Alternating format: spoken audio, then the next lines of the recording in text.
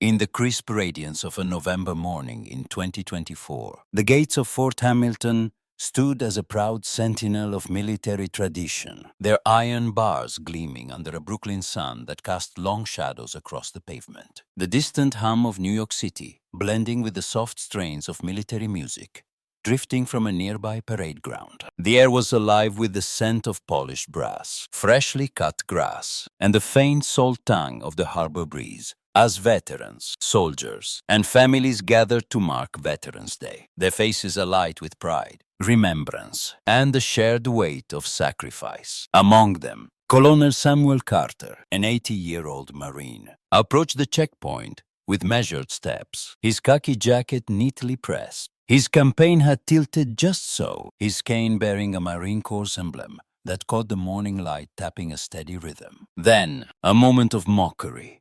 Young guards laughing at his faded military ID threatened to dim his quiet dignity until a call from the Pentagon unveiled his heroic past and transformed the gates into a stage for honor. For those of you who've carried the weight of service, honored the sacrifices of the fallen, or stood resolute in the face of disrespect, the veterans of Fort Hamilton are more than names etched in stone. They're a testament to enduring honor, as timeless as the values you've held through decades of duty. Like the memory of a comrade's courage in battle, the quiet pride of a life dedicated to service, or the resolve to keep the past alive for future generations. Why did Carter's old ID spark a reckoning at the fort's gates? Subscribe now to uncover the truth behind his extraordinary legacy. And join us in celebrating stories of honor that shine beyond the iron bars, inspiring respect and reverence across generations. From Brooklyn streets to the heart of the nation, Colonel Samuel Carter was a man of quiet resilience. His tall frame slightly stooped by the weight of 80 years, his weathered hands steady despite the arthritis that crept in with age. His gray eyes sharp with the clarity of a life forged in the crucible of service. Born in 1944 in Augusta, Georgia, to a family of modest means, Carter grew up on his father's stories of World War II, tales of valor that sparked a fire in his young heart. At 18, he enlisted in the Marine Corps, driven by a sense of duty and a desire to honor his father's unfulfilled dream of military service. As a young lieutenant in the Korean War, he led missions through the frozen hills of the Chosin Reservoir, earning a Silver Star for Operation Snowhawk in 1953, where he braved enemy fire to rescue 30 men from a North Korean ambush. His leadership, a beacon in the chaos of a brutal winter. His career spanned Vietnam, where he trained recruits with a firm but fair hand, and Cold War posts in Germany, where he oversaw intelligence operations with a keen mind. Retiring as a colonel in 1985, Carter settled in Brooklyn near Fort Hamilton. His medals, a Silver Star, Bronze Star, and Purple Heart tucked away in a modest wooden box. Their stories rarely shared, their weight felt in the silence of his evenings. Now, he lived simply in a small apartment, his mornings spent tending a garden of roses and tomatoes, his afternoons reading military history by a window overlooking the Verrazzano Bridge, his Sundays volunteering at a veterans center, where he listened to younger vets and shared coffee. Not stories, his khaki jacket, adorned with a single Silver Star pin, and his cane, etched with the Marine Corps eagle, globe, and anchor, marked him as a man of service. But his heart beat for the fallen comrades like Jenkins, O'Malley, and Kim, whose names he whispered in nightly prayers, whose memories he honored with every visit to the fort's memorial wall. To you, who've carried a legacy of service, perhaps saluting a flag for a lost friend, teaching a child the meaning of sacrifice, or standing tall despite the years, Carter's quiet pride might echo a moment when your duty defined you, when honor was your shield against the erosion of time. That November morning, Fort Hamilton was a vibrant mosaic of Veterans Day ceremonies. The parade ground alive with soldiers in crisp dress blues, veterans in faded caps and jackets, and families waving small American flags, their voices mingling with the laughter of children clutching red, white, and blue balloons. The scent of coffee and warm donuts wafted from a volunteer tent staffed by local scouts, their smiles bright as they served veterans. A brass band played Sweet Caroline, a nod to Brooklyn's spirit, its notes carrying across the fort to the checkpoint at the main gate.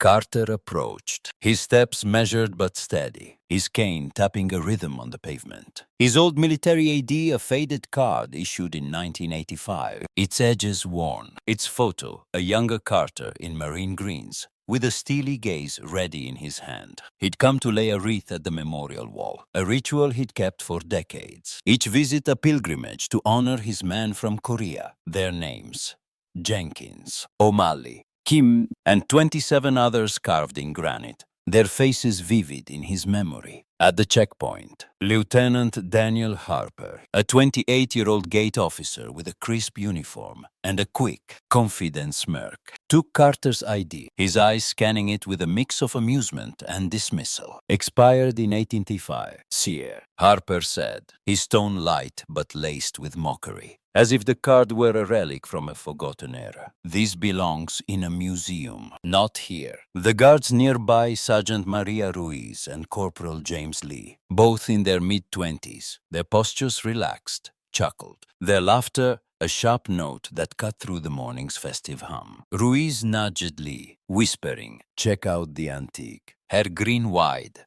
Carter stood calm, his gray eyes steady, his face betraying no anger, only a quiet dignity that seemed to deepen with their jest. A composure owned in battles, where fear was met with resolve. He nodded, his voice low and even. "It served me well, son." Harper handed back the ID, his smirk widening as he leaned back in his chair. "No entry, sir. Try the visitor's center or a museum." Like I said. The guards laughed again, their voices carrying to a group of nearby veterans, who frowned, their hands tightening on their own canes and caps, their respect for protocol outweighing their unease at the slight. "For you, who faced dismissal, perhaps a younger colleague's careless disregard, a bureaucracy's cold oversight, or a moment when your worth was questioned, Carter's composure might recall a time when you held your head high, when dignity was your answer to scorn, when your silence spoke louder than words." Carter turned away, his cane steady, his campaign hat casting a shadow as he walked to a nearby bench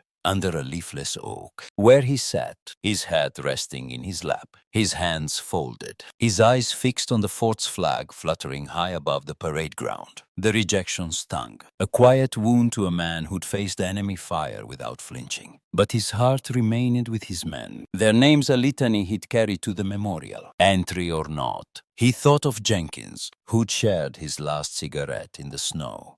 O'Malley, whose jokes kept the platoon sane. Kim, whose courage saved them all before he fell. Carter's mission was unchanged: to honor them, to keep their memory alive, even if the gates barred his way. Private Sarah Ellis, a 22-year-old guard at the checkpoint, watched from her post, her brow furrowed, her unease growing with every glance at Carter. Unlike Harper, Ellis had noticed the Marine emblem on his cane, the silver star pin glinting on his jacket, the weight in his gray eyes that spoke of battles beyond her years. Battles her grandfather, a Vietnam vet, had described in late-night stories. That felt wrong, she muttered to Corporal Lee, who shrugged, his focus on his phone. Old guy, old ID. Ellis, rules are rules. You know that. But Ellis, whose grandfather had taught her to honor veterans, felt a pang of guilt. Her instinct screaming that Carter was more than a relic, that his faded ID held a story the guards had missed. She glanced at him on the bench, his hands steady, his face serene, and sensed a legacy buried under Harper's laughter. A hero dismissed by youth's arrogance. For you, who've sensed injustice, perhaps seeing an elder dismissed in a meeting, a veteran overlooked at a ceremony, or a quiet hero ignored in a crowd, Ellis's unease might mirror a moment when your gut urged you to act, when you saw honor where others saw only routine, when your heart demanded more than blind obedience to rules. The air shifted. The morning's cheer pierced by the shrill ring of a phone at the checkpoint, its tone cutting through the band's rendition of America the Beautiful. Alice answered, her posture stiffening as a voice boomed through the receiver. "This is Colonel Marcus Langston, Pentagon, Officer of Veteran Affairs. We have a report of Colonel Samuel Carter, denied entry at Fort Hamilton. Confirm immediately." Alice's eyes widened, her voice steady despite her racing pulse. "Yes, sir. He was here. Old ID. Turned away per protocol." Langston's tone was sharp, a blade of authority, honed by years in command. That man led Operation Snowhawk, saved 30 Marines in Korea, earned a Silver Star for valor. He's a legend in the Corps. A hero to this nation. Honor Colonel Samuel Carter immediately Pentagon's orders, and I expect no delay. Alice relayed the call to Harper, whose smirk vanished, his face paling as he stammered. He led Snowhawk, that Samuel Carter. The guards froze, their laughter replaced by a stunned silence, their eyes darting to the bench where Carter sat, now a figure of reverence, his khaki jacket a mantle of heroism. Flashbacks played in their minds. History lessons on Korea, tales of a young lieutenant who braved a blizzard and enemy fire to rescue his platoon, his name etched in Marine lore. A story told in boot camp and officers' messes. Carter's legacy, buried under the faded ink of a 1985 ID, was revealed, its weight humbling the checkpoint, transforming the guards' mockery into awe. Langston's call, prompted by a Vietnam veteran in the crowd, Mr. Thomas Reed, who'd recognized Carter from a Marine reunion and alerted a Pentagon contact via a quick text, was a thunderbolt, a reminder of the unseen heroes who walk among us, their stories waiting to be heard. For you, who've witnessed a reckoning, perhaps an overlooked colleague vindicated in a meeting, a quiet leader recognized after years of silence, or a wrong righted by a higher authority. Langston's order might echo a moment when truth broke through, when honor was restored with the force of undeniable fact. Officers arrived swiftly from the fort's command center, led by Colonel Evelyn Greer, a 45-year-old base commander with a reputation for fairness and a deep respect for military history. Greer, in dress blues, her ribbons gleaming, approached Carter at the bench, her salute crisp, her voice warm with sincerity. "Colonel Carter, on behalf of Fort Hamilton, the Marine Corps, and the United States Army, I offer our deepest apologies. Please allow us to escort you to the memorial." Carter rose, his cane steady, his campaign hat back on, its brim casting a shadow over his gray eyes, which met Greer's with a nod. "For my men, I'll come, ma'am." An honor guard formed, soldiers in pristine uniforms, lining the path from the gate to the memorial wall, their salutes a silent apology, their rifles gleaming in the morning sun, their faces a mix of youth and reverence. Harper, now subdued, approached Carter as he passed the checkpoint, his head bowed, his voice trembling. "Sir, I failed you. I didn't know who you were."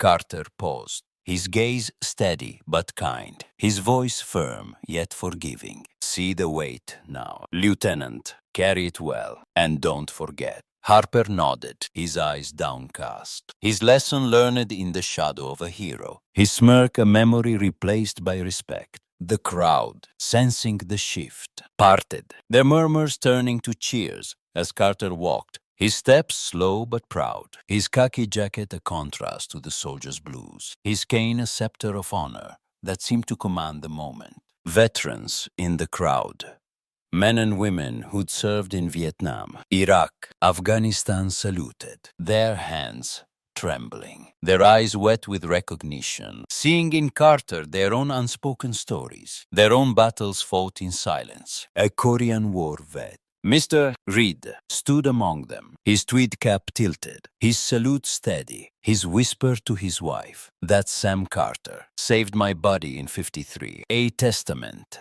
to the colonel's reach for you, who've seen respect restored, perhaps an elder honored after years of neglect, a colleague apologized to after a careless error, or a moment when dignity triumphed over indifference.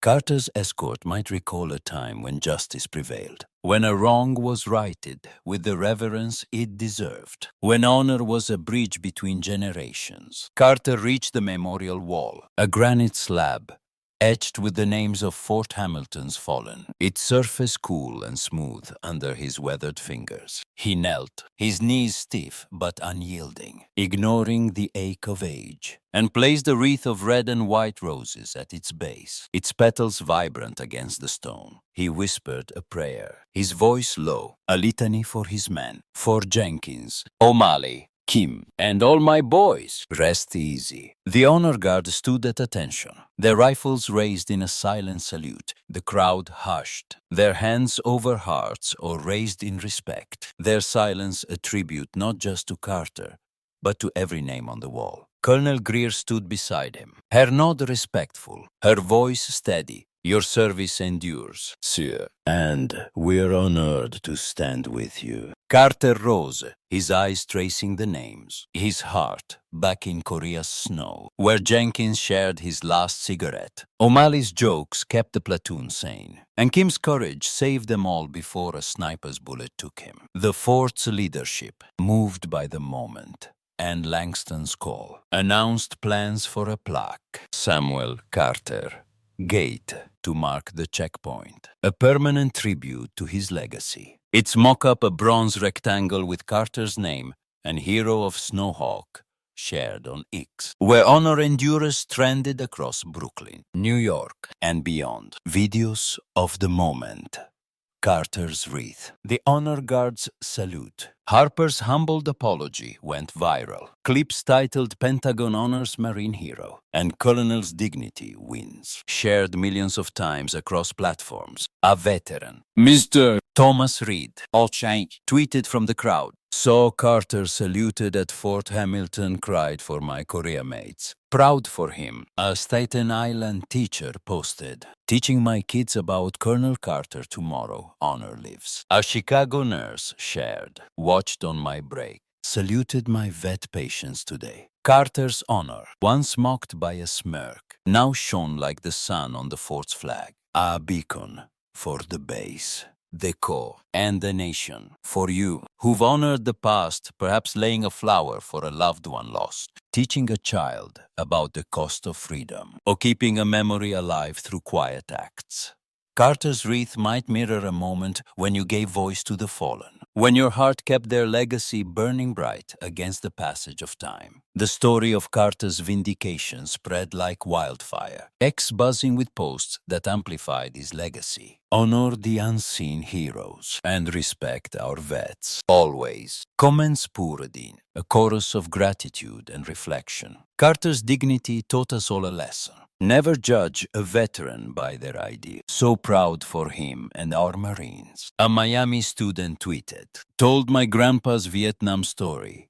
Because of Carter, people listened. A Seattle barista shared, bought coffee for a vet today. Inspired by this hero, the videos, sharp in the morning light, showed every detail. Carter's calm at the gate, the guard's laughter, the honor guard's salute, the wreath's placement capturing a narrative of redemption that resonated deeply. A campaign, Learn Their Stories, launched in partnership with veteran organizations like the American Legion and VFW. Its mission to educate schools, military bases, and communities about unsung heroes like Carter to ensure no veteran's legacy is dismissed. Posters appeared at Fort Hamilton's entrance, VA hospitals, and classrooms across the country, featuring a Marine silhouette against the flag and the words, "Every veteran has a story.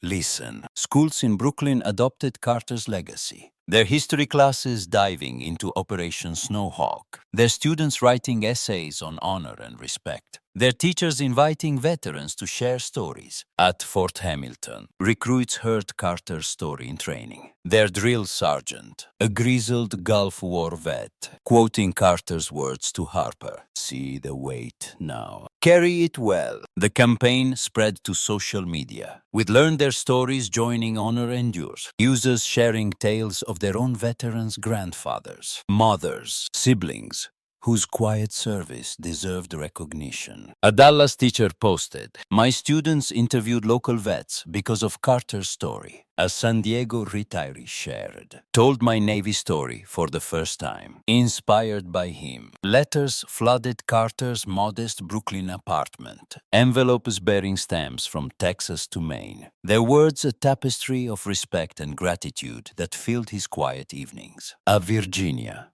schoolgirl, Emma, wrote in careful cursive, "Dear Mr. Carter, you're my hero. I want to be brave like you." A Desert Storm veteran, now a mechanic in Ohio, shared, "Your story healed my pride." Colonel, "I stopped hiding my service." A Chicago VA nurse wrote, "We honor our patients more because of you." Carter read each letter at his kitchen table, his Silver Star pin resting beside a cup of black coffee, his eyes warm with emotion, his heart full of a pride he hadn't felt since Korea. He responded to as many as he could, his handwriting steady, his words simple. "Thank you for remembering. Honor the fallen, always." His apartment, with its faded photos of his platoon and a small American flag in the window, became a shrine of sorts, a place where the letters piled high, their voices a chorus that drowned out the memory of Harper's laughter. His neighbor, Mrs. Rosa Martinez, a 70-year-old widow whose son served in Iraq,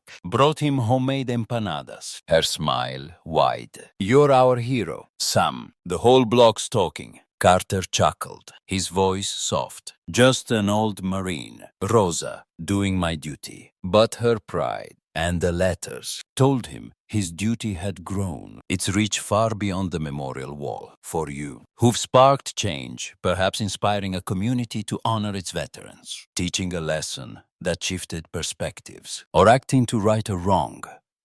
Carter's campaign might echo a moment when your voice awakened others, when your heart changed the narrative for those who came after. Carter returned to Fort Hamilton each Veterans Day, his presence a quiet ritual, his wreath of red and white roses a pilgrimage to the memorial wall, his cane tapping the same path through the gates, now marked by a bronze plaque unveiled in 2025. Samuel Carter Gate, hero of Snowhawk, honor endures. The plaque's inscription, simple but profound, gleamed in the sunlight. Its unveiling ceremony, drawing hundreds veterans, soldiers, families, and schoolchildren who'd studied Carter's story. Colonel Greer spoke at the event, her voice carrying over the parade ground. "Colonel Carter taught us to see the unseen, to honor the silent heroes among us. His legacy lives in these gates, in our hearts, in our duty."